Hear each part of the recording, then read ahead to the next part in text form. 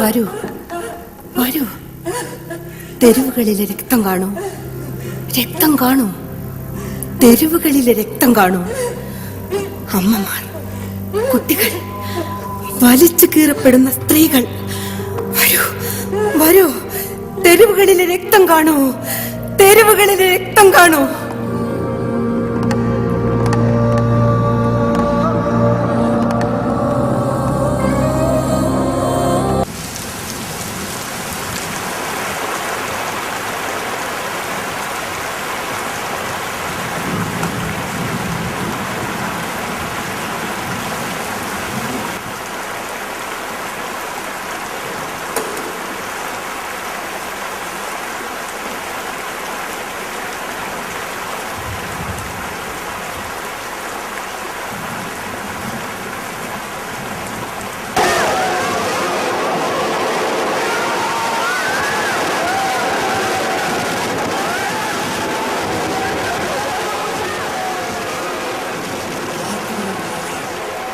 രക്തത്തിന്റെയും വെടിയുപ്പിന്റെയും മണം കണ്ടില്ലേ? കുന്ന് കയറിയെത്തുന്ന മിലിറ്ററി ട്രക്കുകൾ എല്ലാം കൂടി ഒരു യുദ്ധസന്നാഹത്തിനുള്ള ഒരുക്കം പോലെ. എത്രയെത്ര നിരപരാധികളെയാണ് അവർ വെടിവെച്ച് കൊന്നത്.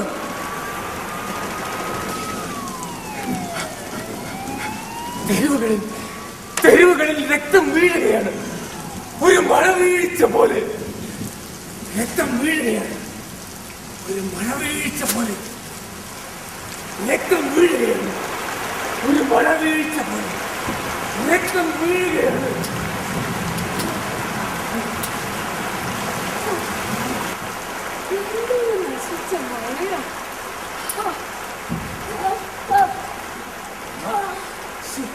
മമ്മ, എന്താ ഇത്? ആകെ നനഞ്ഞല്ലോ മമ്മ.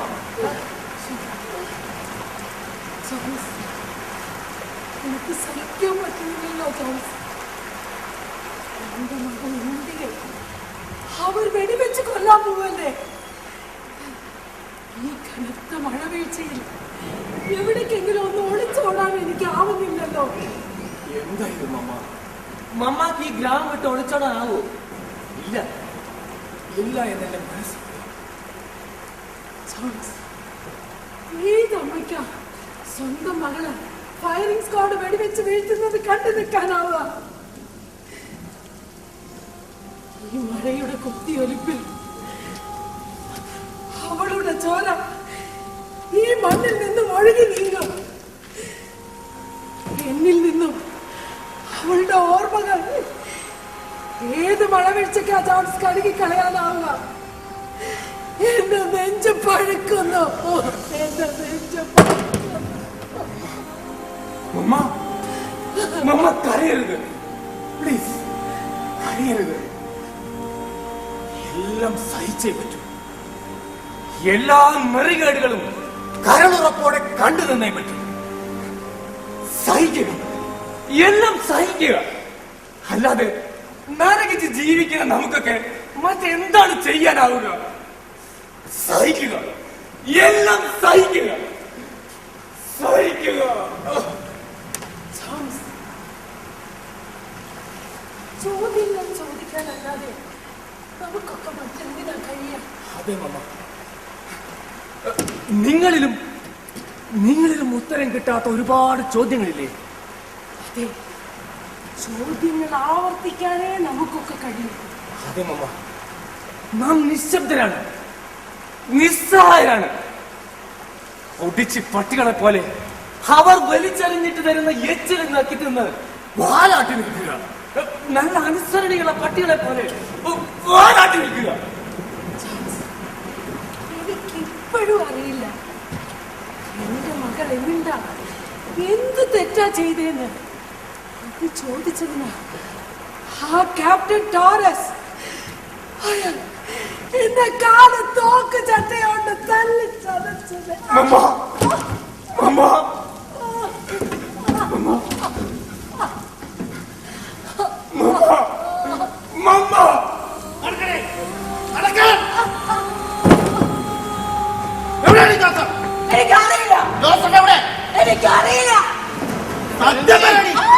Tell me, where is Joseph? I don't know. നിന്നെ കൊണ്ട് ഞാൻ പറയിക്കാൻ പറ്റുമോ നോക്കണം. Tell me, where is Joseph? I don't know.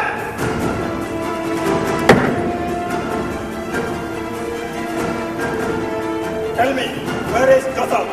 I don't know. You don't know? No. നിനക്കറിയില്ലേ? നിന്നെ കൊണ്ട് ഞാൻ അറിയിക്കാം. നിന്നെ ഞാൻ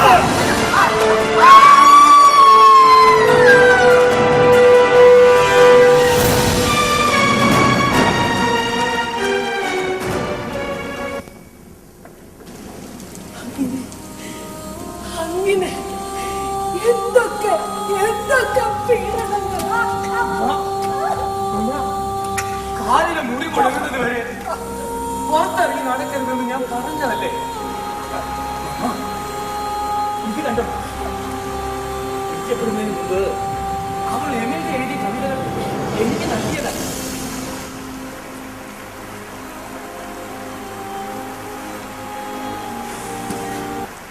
നിങ്ങൾക്കറിയോ, എന്റെ മകൾ എമിൽഡ ഒരു തെറ്റ് ചെയ്തിട്ടില്ല. അവൾ എഴുതുമായിരുന്നു, ഒരുപാടൊക്കെ എഴുതി കൂട്ടുമായിരുന്നു. ചാൾസ്, അവൾ ഒരു കനലെന്ന പോലെ എരിയുകയായിരുന്നു. പോരാടാനുള്ള ആയുധമായിരുന്നു അവൾക്ക് അവളുടെ അച്ഛൻ. അതെ, പോരാടാനുള്ള ആയുധമായിരുന്നു അവൾക്ക് അവളുടെ അച്ഛൻ. അതെ, പോരാടാനുള്ള ആയുധമായിരുന്നു അവൾക്ക് അവളുടെ അച്ഛൻ. എമിൽഡ, നിലാവുറയുന്ന രാത്രികളിൽ ഞങ്ങൾ ഗ്രാമീണർ നിന്റെ ശാന്തവും ശക്തവുമായ സ്വരം തിരിച്ചറിഞ്ഞിരുന്നു. എമിൽഡ, നിന്റെ കരൽ പൂക്കുന്ന അക്ഷരങ്ങൾക്ക് വായ്ത്തലയ്ക്ക് മൂർച്ചയുള്ള ആയുധങ്ങളെക്കാൾ ശക്തിയുണ്ടായിരുന്നു.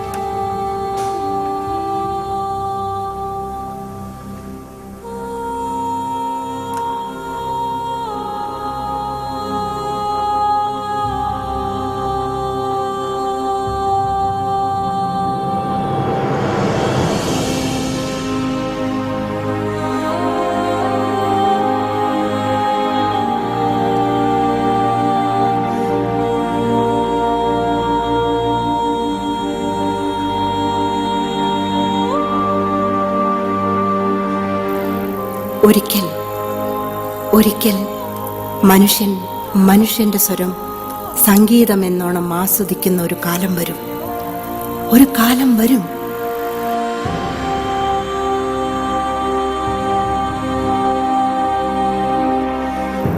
പ്രിയ സഖാക്കളെ, അങ്ങനെയൊരു കാലത്തിനായി നാം പോരാടുക തന്നെ വേണം.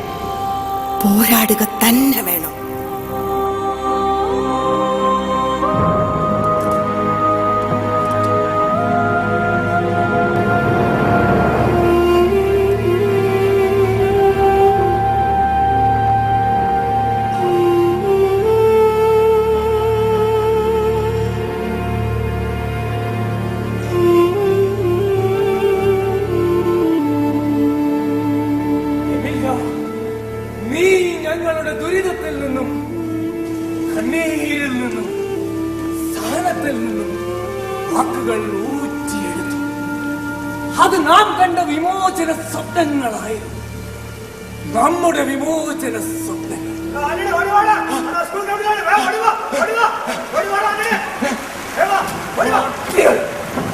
തെരുവിലൂടെ നനഞ്ഞു കുതിർന്ന ആളുകൾ ഓടിപ്പോകുന്നത് കണ്ടോ അമ്മ? ആ സ്കൂൾ ഗ്രൗണ്ടിൽ വെച്ച് വെടിവെച്ച് കൊല്ലുന്നത് സ്വന്തം ചോരയാണെന്ന് അവർ തിരിച്ചറിയുന്നുണ്ടോ? ഉത്സവം കാണാനുള്ള ആവേശമാണ് ഓരോരുത്തരിലും. അന്യന്റെ വീഴ്ച പലപ്പോഴും പലർക്കും കണ്ണിനൊരു വിരുന്ന ആഘോഷം. ഈ മഴവീഴ്ചയിൽ ഒഴുകിപ്പോകുന്നത് സ്വന്തം കാൽ കീഴിലെ മണ്ണാണെന്ന് അവർ തിരിച്ചറിയുന്നില്ല. സഹിച്ച് സഹനത്തിന്റെ ആഴങ്ങളിലാണ് എല്ലാവരും. കാണുക, കാഴ്ചകൾ കണ്ട് ആനന്ദിക്കുക. തെരുവിൽ അമ്മയുടെ വസ്ത്രം വലിച്ചു കീറുമ്പോ ആ നഗ്നതയിലേക്ക് ഒളിഞ്ഞു നോക്കി സ്വയം ഭോഗം ചെയ്യുക.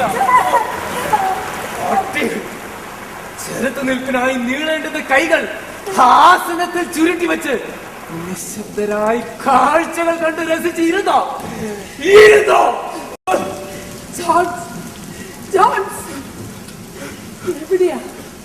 എവിടെയാ നമുക്കൊക്കെ പിഴച്ചു പോയത്?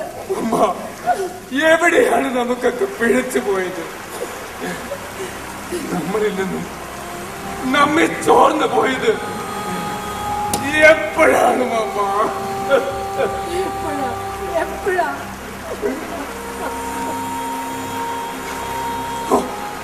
ഈ നശിച്ചൊക്കെ കഴിയും. ഈ ഞങ്ങൾക്കൊക്കെ കഴിയും.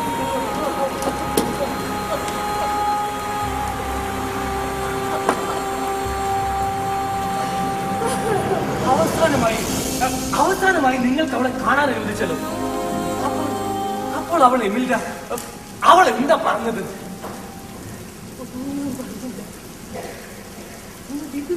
പോലുമില്ല.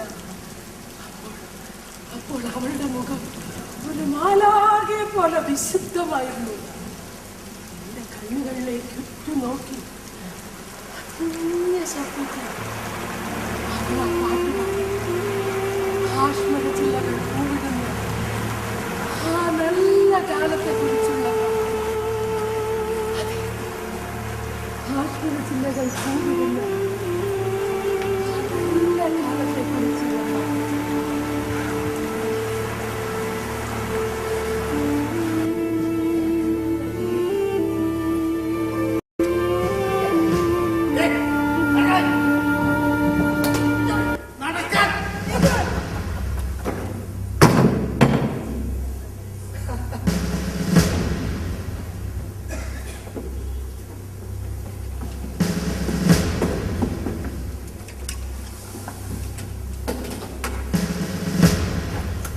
എമിലിഡ ബെർണാഡ്, 28 വയസ്സ്, ഫേമസ് റൈറ്റർ, ജേർണലിസ്റ്റ്. ഈ ഗ്രാമത്തിലെ ജനങ്ങളുടെ തലയിൽ വിപ്ലവം കുത്തിവെച്ച് അവരെ കലാപത്തിലേക്ക് നയിച്ചു.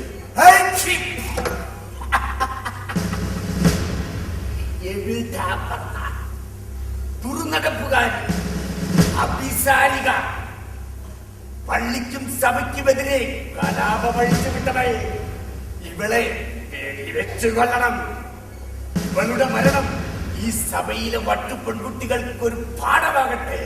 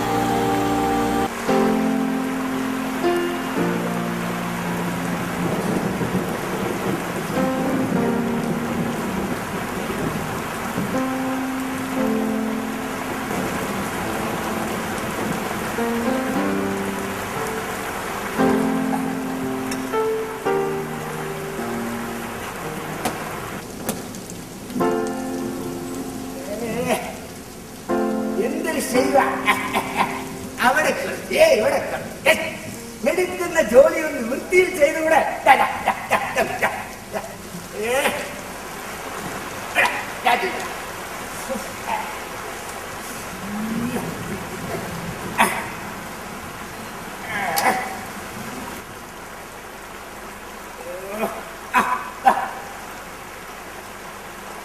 ഉണ്ടായിട്ടല്ല, വല്ലതൊക്കെ തരണ്ടേന്ന് കരുതിയിട്ടാ.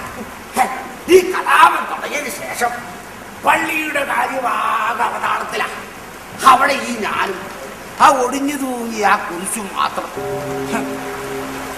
അല്ല, ആർക്കിപ്പോ പള്ളിയും കുർബാനയൊന്നും വേണ്ടെങ്കിൽ എനിക്കായിട്ട് എന്തിനാ ഒരു ദൈവം ആകാശത്തേക്ക് ഇങ്ങനെ കട്ടി ഉയർത്തുന്നത്?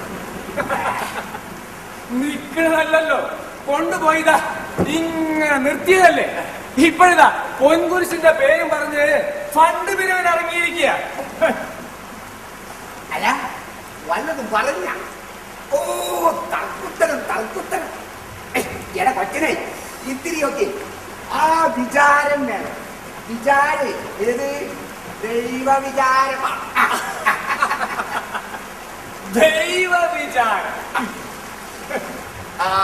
അതില്ലാതായ ഇങ്ങനെയൊക്കെ ഉണ്ടാവും.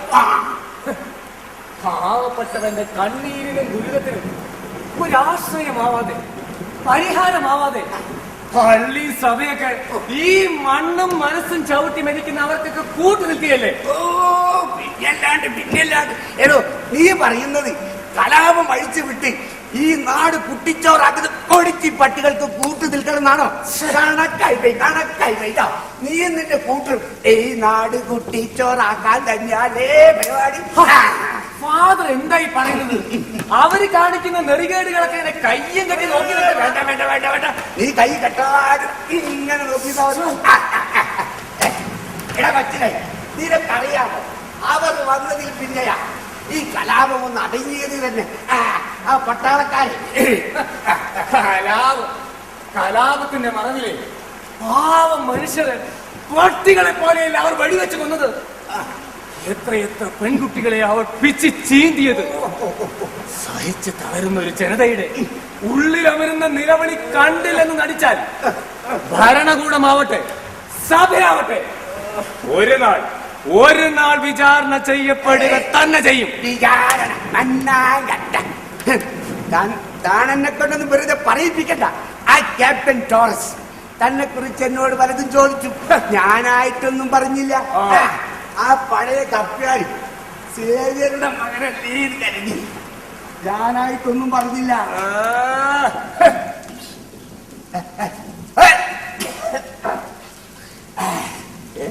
പോയോ? വായിക്കല്ലേ?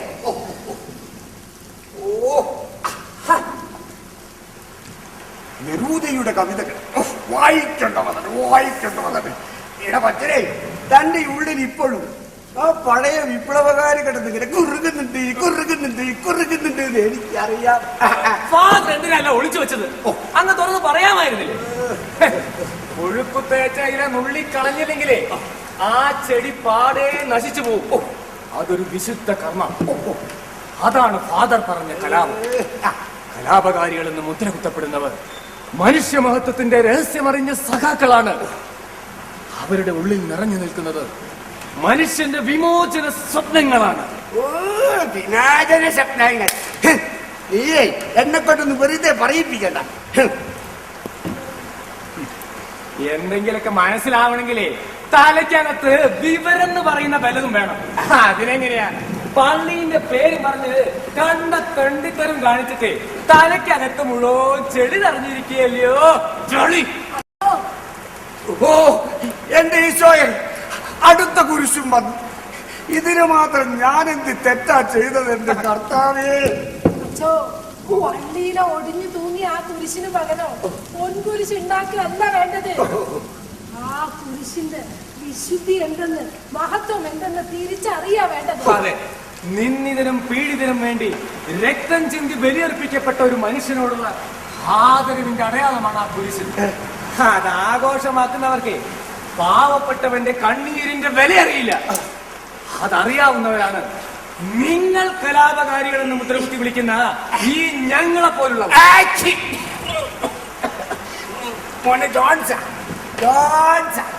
പണ്ടൊരു ചൊല്ലും, എലിയുടെ പണി കേട്ടാൽ ഇങ്ങനെ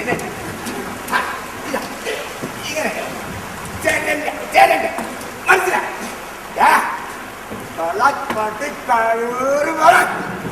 വെറുതെ കിടന്ന് ചിലക്കാതെ ഇതാ ഇങ്ങനെ ചരച്ച്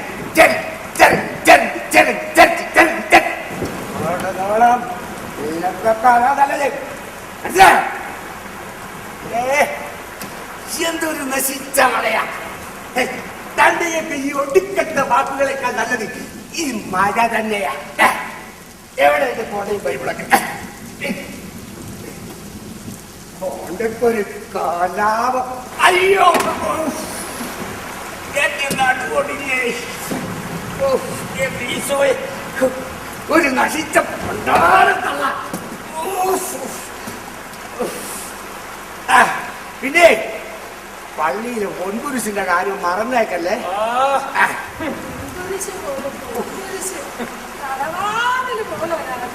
സൂക്ഷിക്കണം അമ്മ, ആളുകളുടെ രക്തം കുടിക്കുന്ന വർഗ.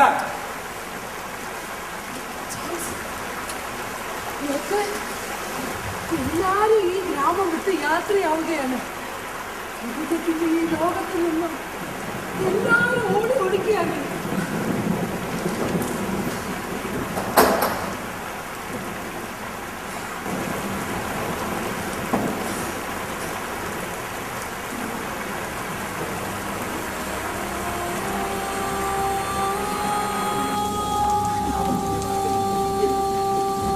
അവർ ജനങ്ങളെ ആട്ടി ഓടിക്കുകയാണ്.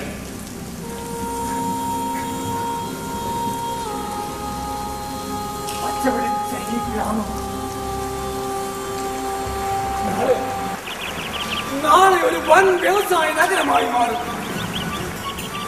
ഒഴുകുന്ന പുഴ, പാടങ്ങൾ, ശലഭങ്ങളും പക്ഷികളും ചിറകടിച്ച ഈ കുന്നുകൾ ഒരു നാൾ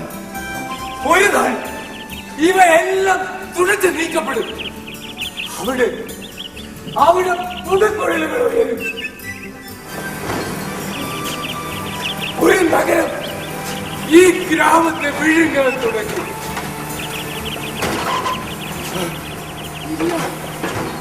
ഇല്ല, എന്ത് വന്നാലും ഞാൻ ഈ ഗ്രാമം വിട്ട് എവിടേക്ക് പോവില്ല. ഈ മണ്ണ് എനിക്ക് എന്തെല്ലാമോ ആണ്.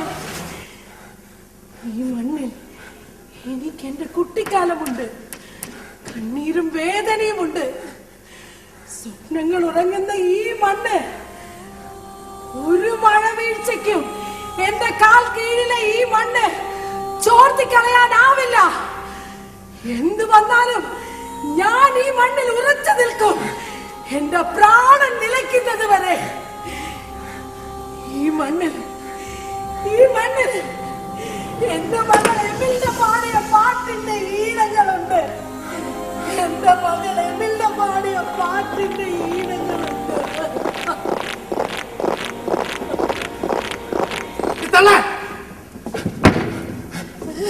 ബസ് സ്റ്റാൻഡിലും പരിസരങ്ങളിലും ലഘുലേഖ വിതരണം ചെയ്ത് നീയല്ലേ? സത്യമാണ്. അല്ല, ഞാനല്ല. പറയണി സത്യം. അല്ല, ഞാനല്ല. കള്ളം പറയുന്നോടി. സത്യമാണ്. പറയണി. പറയാ ഞാനാണിത് ചെയ്തത്. ഈ മണ്ണ്, നന്മയുടെ ഈ ഗ്രാമം ഒരു വൻകിട കമ്പനികൾക്കും ഞങ്ങൾ വിട്ടുകൊടുക്കില്ല. അതാണ് ഈ ലഘുലേഖകൾ വിളിച്ചറിയിക്കുന്നത്. ഞാൻ വായിച്ചിട്ടുണ്ട്. ഓർക്കിയുടെ അമ്മ എന്ന നോവലിൽ എന്നെ പോലെയുള്ള ഒരു അമ്മ ഇതുപോലെ സത്യം വിളിച്ചറിയിക്കുന്ന ലഘുലേഖകൾ വിതരണം ചെയ്യുന്നുണ്ട്. ആ ഒരു ശക്തിയാണ്, ആശയമാണ് എന്നെ കൊണ്ടത് ചെയ്യിച്ചത്. നിന്റെ ഒരു ശക്തി.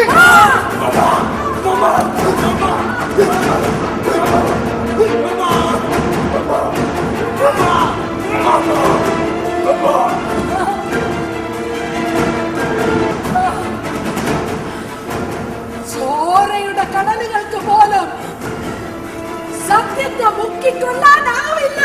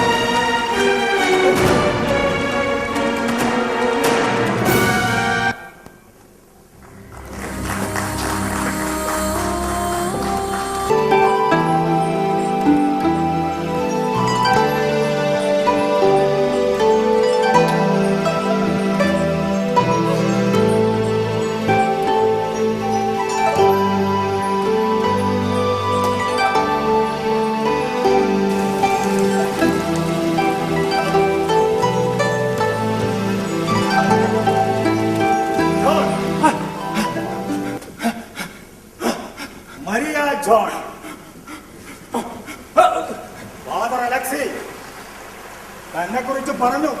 ഇതാ ഇപ്പോഴും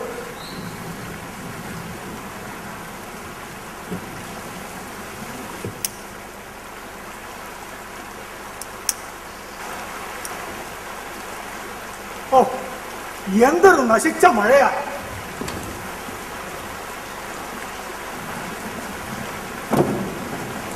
നാല് ദിവസത്തിന്റെ ഭാഷയുണ്ട്. എനിക്കൊരു ഷേവാണ്. നീണ്ട 4 ദിവസം കാടാകെ അരിച്ചു പെറുക്കുകയായിരുന്നു ആ പൊടിച്ചുപട്ടിക്കും കൂട്ടർക്കും വേണ്ടി. എല്ലാറ്റിനെയും കിട്ടി, ജീവനോടെയും അല്ലാതെയും. ജോസഫ്, ആ തെമ്മാടി എനിക്ക് ജീവനോടെ വേണമായിരുന്നു. അവൻ പെട്ടെന്ന് മരിക്കാൻ പാടില്ല. ഈ മഴത്തുള്ളികളെ പോലെ മരണം പതിയെ പതിയെ അവനിലേക്ക് ആഴ്ന്നിറങ്ങും. മരണമൊരു തണുപ്പായി അവനിലേക്ക് ആഴ്ന്നിറങ്ങുന്നത് കാണാൻ എന്ത് രസമായിരിക്കും.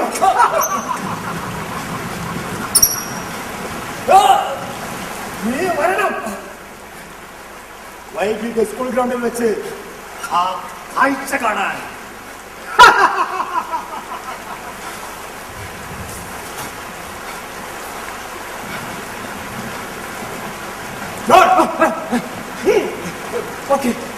Okay sir.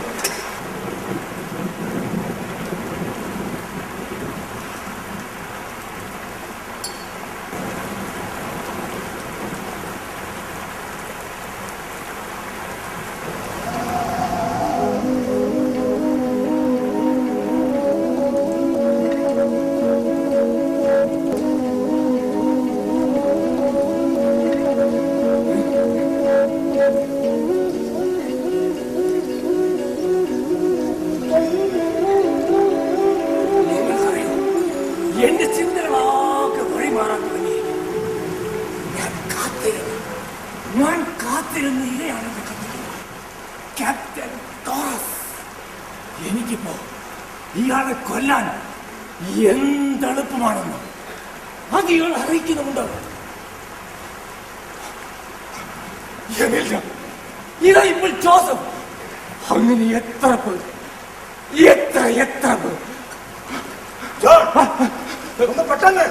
ഓക്കെ, എനിക്കവിടെ 100 കൂട്ടം ജോലികളുണ്ട്. ഓക്കെ സർ, ഞാനിത് ആരംഭിക്കേ.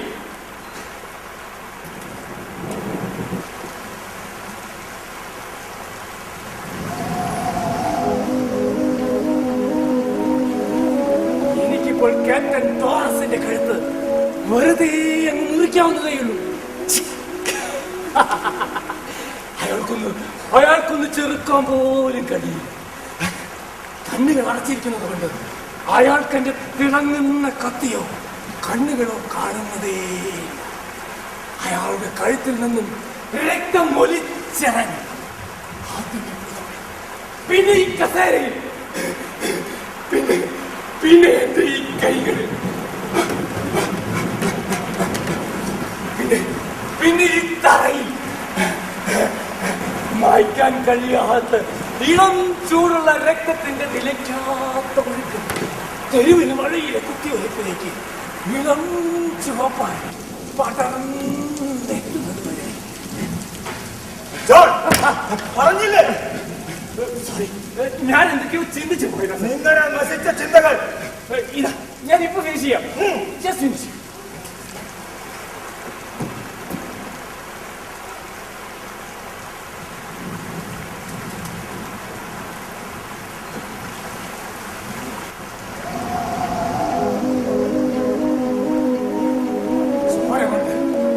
അക്ഷരങ്ങളെയോ ശബ്ദത്തെയോ കഴുകിക്കളയാനാവില്ല.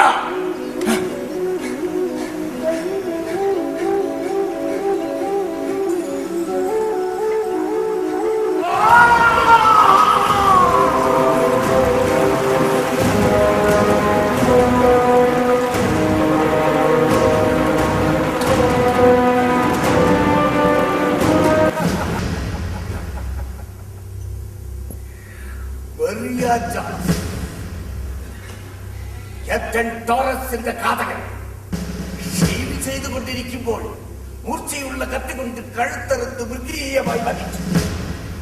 ഈ പന്നി മകനെ വെടിവെച്ച് കൊല്ലണം. മരിയ ജോൺസ് എന്നെന്നും ഓർക്കപ്പെടേണ്ട നാമം.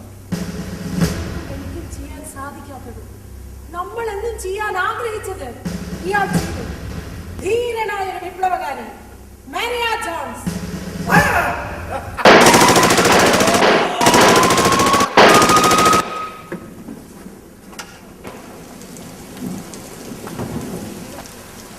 ആഴത്തിലുള്ള മുറിവ്. അയാൾക്കൊന്ന് വേദനിക്കുക പോലും ഇല്ലെന്ന് എനിക്കറിയാമായിരുന്നു. എന്നിട്ടും ഇതൊരു ശല്യമായല്ലോ. സോറി, ഇത് ഞാൻ ഫിനിഷ് ചെയ്തു. ഇതാ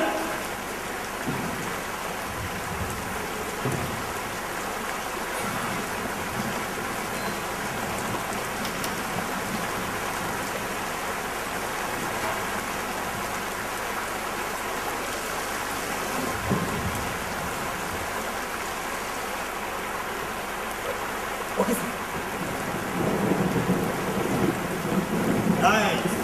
Good. Thank you sir.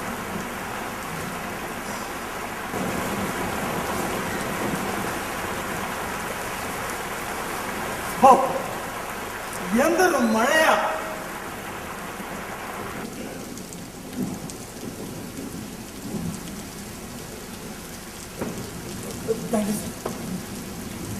തിമർത്ത് പെയ്യുന്ന ഈ മഴയുടെ കുത്തിയൊലിപ്പിൽ ഈ ഗ്രാമം തന്നെ കുത്തിയൊലിച്ചു പോകും.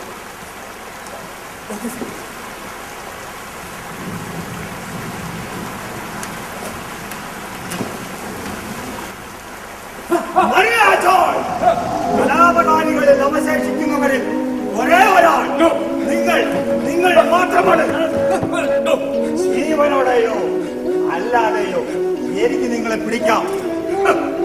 ഇവിടേക്ക് വരുമ്പോൾ അവർ പറഞ്ഞു, ജോൺ, നിങ്ങൾ എന്നെ കൊല്ലുമെന്ന്. അതൊന്ന് പരീക്ഷിക്കാമെന്ന് കരുതി വന്നതാ ഞാൻ. ജോൺ, ഇപ്പോൾ നിങ്ങൾക്ക് എന്നെ കൊല്ലാം, എനിക്ക് നിങ്ങളെ. പരസ്പരം ഒരാൾ അല്ലെങ്കിൽ മറ്റൊരാൾ, ഒരു ആവർത്തനം പോലെ. ജോൺ, ഒരു രക്തക്കറ മായ്ക്കാൻ ഈ മഴവീഴ്ചയ്ക്ക് സാധിക്കും. അത് മനസ്സിൽ പടർത്തിയ കറകളോ